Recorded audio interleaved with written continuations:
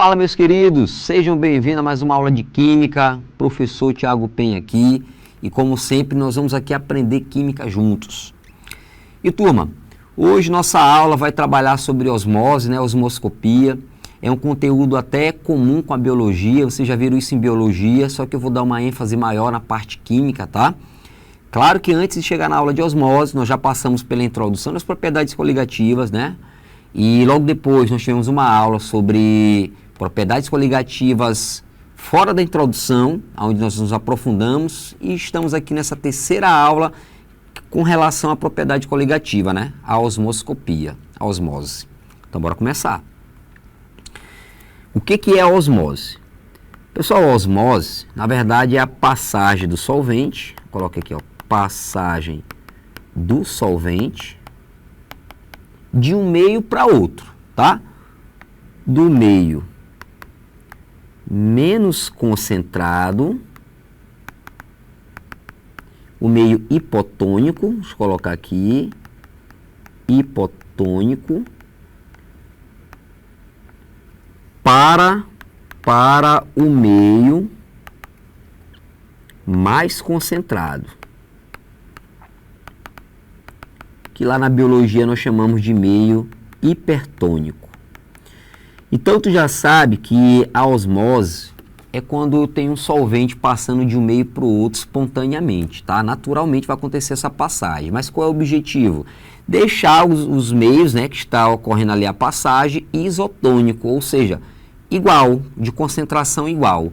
Então, quando eu falo de osmose, eu já sei que um solvente vai passar de um meio para outro através de uma membrana semipermeável.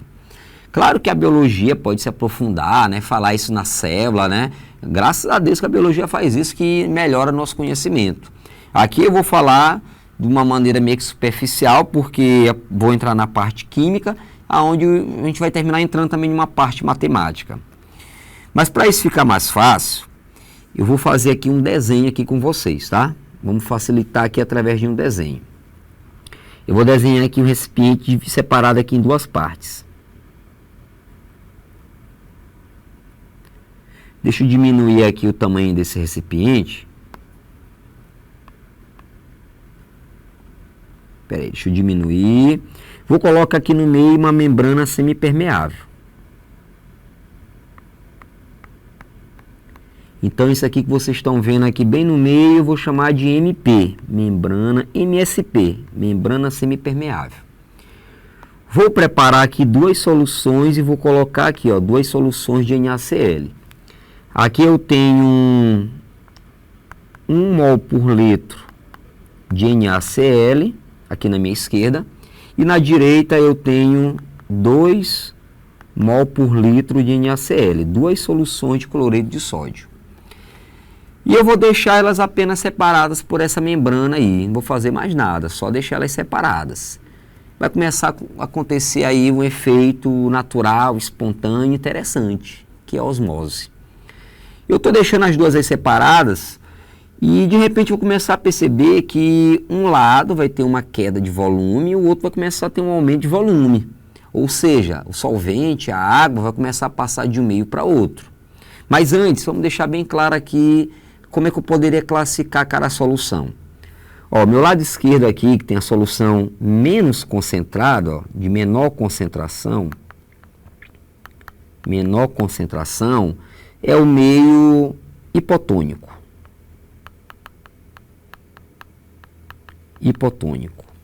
O meio mais concentrado é o meio hipertônico. Pronto, classifiquei aqui as duas soluções. Eu vou deixar isso aqui em contato aí e a osmose, né, a passagem da água de um meio para outro vai começar a ocorrer naturalmente. Mas ela sai do meio menos concentrado para o mais. Pessoal, a água vai começar a passar aqui pelos poros, ó, pela membrana H2O, com uma intenção. Ela sai do meio hipo para o hiper com uma intenção, deixar esse meio isotônico. Então, qual é o objetivo? O objetivo é deixá-los com a mesma concentração. Ou seja, deixá-los isotônicos. Tá certo? Então a água começa a passar e esse processo aí natural está ocorrendo uma osmose. Pronto, está ocorrendo aí uma osmose, simplesmente é isso. Mas eu digo assim, rapaz, eu não quero que essa osmose ocorra, ou então eu quero que acabe bem aí. A água está se transferindo de um meio para outro, eu quero que esse efeito aqui cesse. Para cessar, nós vamos precisar aplicar uma pressão sobre o meio hipertônico. Ó. Eu vou aplicar uma pressão aqui, ó. Eu vou precisar aplicar uma pressão que é a tal da pressão osmótica. A pressão que eu tenho que aplicar aqui tem que ser idêntica à pressão que está fazendo com que a água passe de um meio para outro. Pessoal, quando a água sai do meio hipo para o meio hiper, eu tenho uma pressão que ajuda nisso, né? Uma pressão osmótica. Só que aí eu preciso fazer um cálculo, calcular essa pressão e aplicar a mesma no sentido contrário para que essa osmose cesse, para ela acabar. Então eu preciso aplicar aqui uma pressão osmótica. Para quê? Para que a osmose acabe. Beleza. Isso é calculado. No próximo slide a gente vai falar sobre esse cálculo bem aí. Mas digamos que você exagerou. Na hora que você for aplicar essa pressão aqui, você aplicou uma pressão acima da pressão osmótica. Você aplicou uma pressão mecânica maior do que a pressão osmótica. Se você fizer isso, se aqui, ó, onde está de vermelhinho aqui, ó, em vez de você, se você aplicar a pressão osmótica certinha, a pressão que está fazendo o líquido passar de um meio para outro, vai cessar. Mas se você exagerar e aplicar uma pressão maior, uma pressão mecânica superior à osmótica, vai acontecer o processo inverso, vai ocorrer uma osmose reversa. E essa osmose reversa ela é muito utilizada no processo de dessalinização, né? Quando você quer tirar sal, separar o sal da água. Por exemplo, vamos imaginar que eu tenho água com sal, só que eu quero tirar a água desse sal. Então eu tenho que aplicar uma pressão aqui mecânica maior do que a pressão osmótica, para que a água saia do meio hiper para o meio hipo, deixando só o sal aqui sozinho. E assim a água sai e pode ser utilizada. Só que a pressão, a osmose reversa só vai acontecer se você aplicar uma pressão externa mecânica maior do que a pressão osmótica. Aí teremos uma osmose reversa, que é o que acontece na dessalinização, né? Na retirada de sal da água, né? Para transformar aquilo em uma água potável. Mas por que fazer isso? Existem locais, né, cidades, localidades que a quantidade de água doce é muito baixa, então é o jeito de fazer isso, né? É um recurso. Pode não ser muito barato, mas é uma saída, né, para poder ter água potável. Mas tá bom. Vamos falar dessa pressão osmótica, porque eu quero que a osmose cesse. Bora fazer esse cálculo aqui.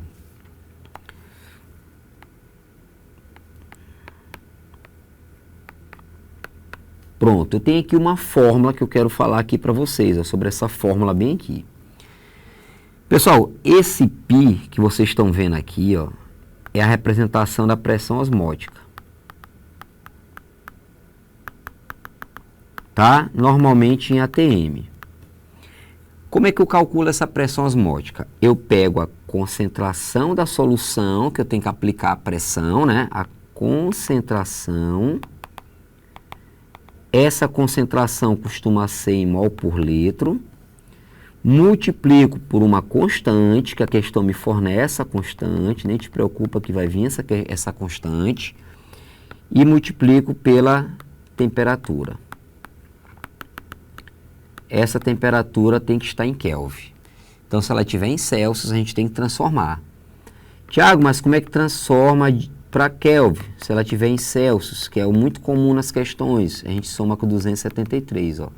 Aí você vai conseguir ter a temperatura em Kelvin, que é o que interessa para jogar na fórmula. Não deixem para transformar depois, não, que não tem dessa não, fica errado, viu? Se tu vai jogar na fórmula, a temperatura ela tem que estar em Kelvin. Ah, vou jogar em Celsius, depois eu somo. Não, isso aí não vai dar certo. Então, tu tem que transformar antes para depois jogar na fórmula. Então, eu quero calcular a pressão osmótica. Eu quero calcular essa pressão que eu vou voltar aqui no slide, ó. Pera aí, bora marcar. Eu quero calcular essa pressão aqui, ó, que eu tenho que aplicar aqui, ó, pressão osmótica, ó. Eu preciso de quê? Eu preciso ter o conhecimento de quê? Eu preciso saber a concentração e eu tenho a concentração, ó. Preciso também da temperatura. Então, a questão teria que me dar a temperatura, tá? E preciso da constante.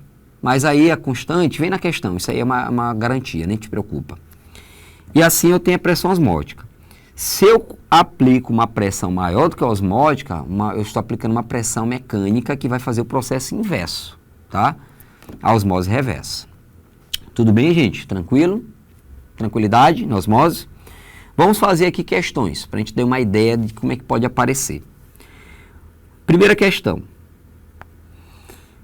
Alguns tipos de dessalinizadores usam processo de osmose reversa, vou marcando aqui, osmose reversa, para obtenção de água potável a partir da água salgada.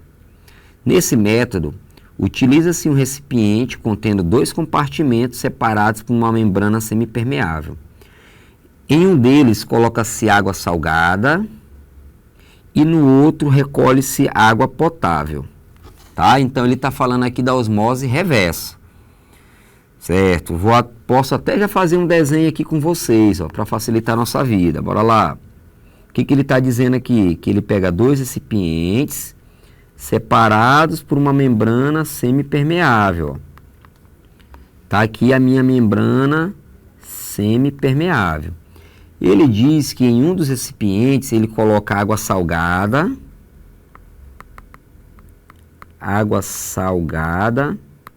e na outra ele coloca água pura, né? Água potável.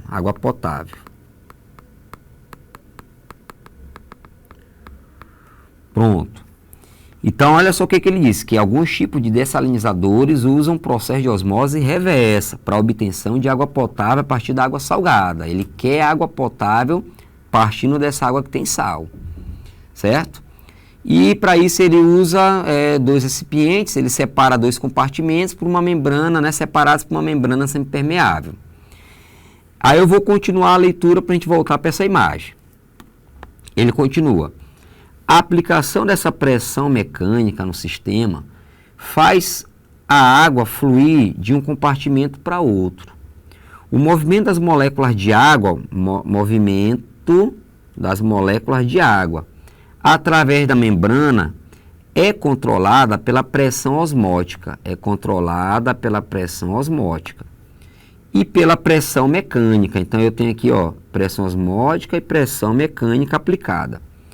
Para que ocorra esse processo, é necessário que as resultantes das pressões osmótica e mecânica apresentem.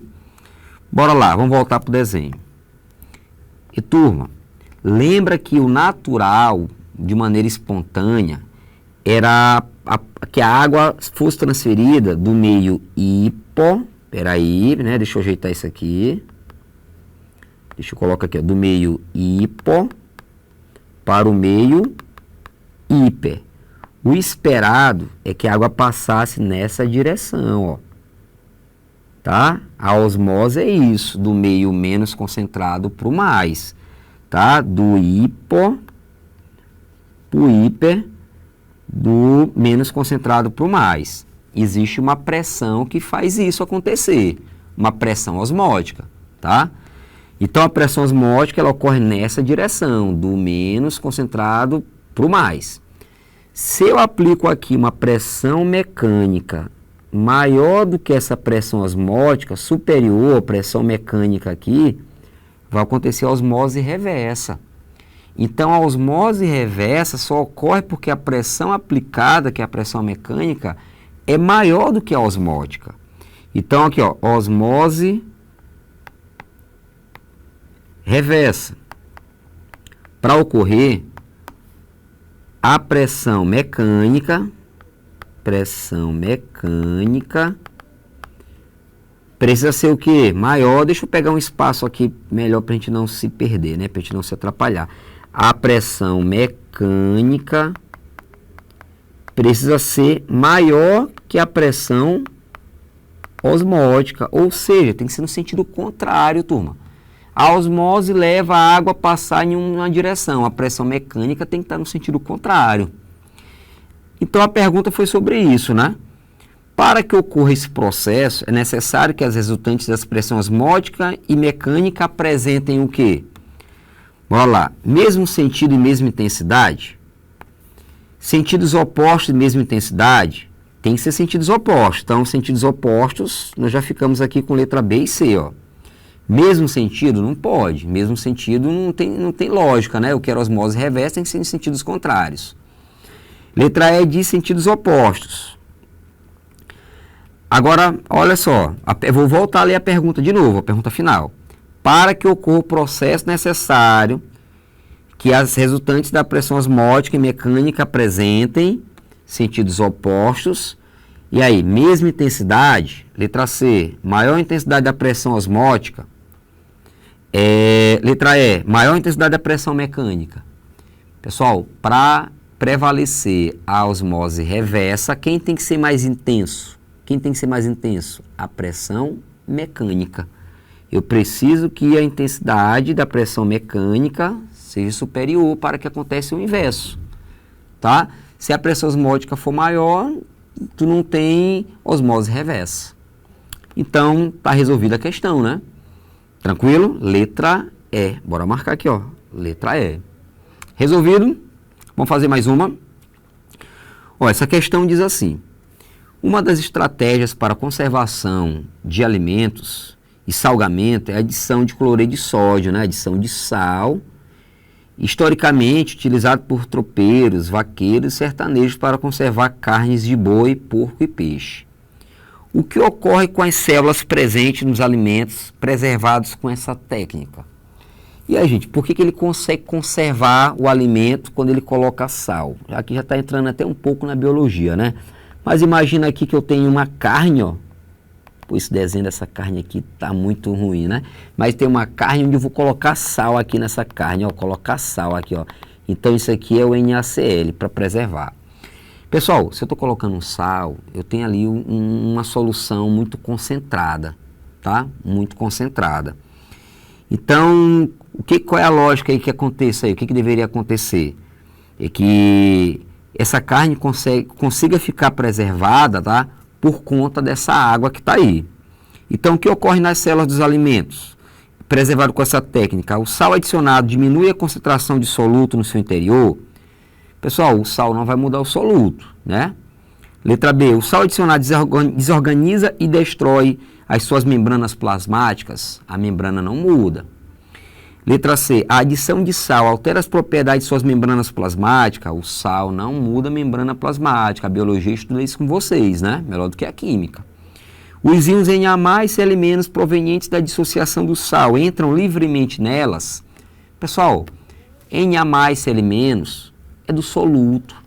Então, a passagem que ocorre de um meio para outro não é do soluto, e sim da água, do solvente. Então, Na+, e Cl- não vai entrar na membrana, porque é o solvente que passa. A letra E diz que a grande concentração do sal no meio extracelular provoca a saída da água de dentro delas. Exatamente. A água sai da carne, né, e vai para o sal, que é o meio mais concentrado, que mantém ela conservada, né? Evitando ali o acúmulo de água, né? Evitando ali a formação de fungos, né? Alguma coisa do tipo ali que a biologia vai estudar com vocês. Então, a ideia é jogar sal é porque eu estou promovendo a formação de um meio mais concentrado. Aquele meu desenho lá, que eu desenhei lá uma carne, né? Aquele desenho estranho tá aqui, eu joguei sal, eu joguei aqui algo, uma solução mais concentrada para roubar a água da carne, ó. Então, assim, evita que ele acumule a água, tá? Que a água fique acumulada, levando ali ao desperdício futuro dessa carne, tá certo? Então, nossa resposta aqui é a letra E. E assim finalizamos mais uma aula, tá? Só que agora de osmose.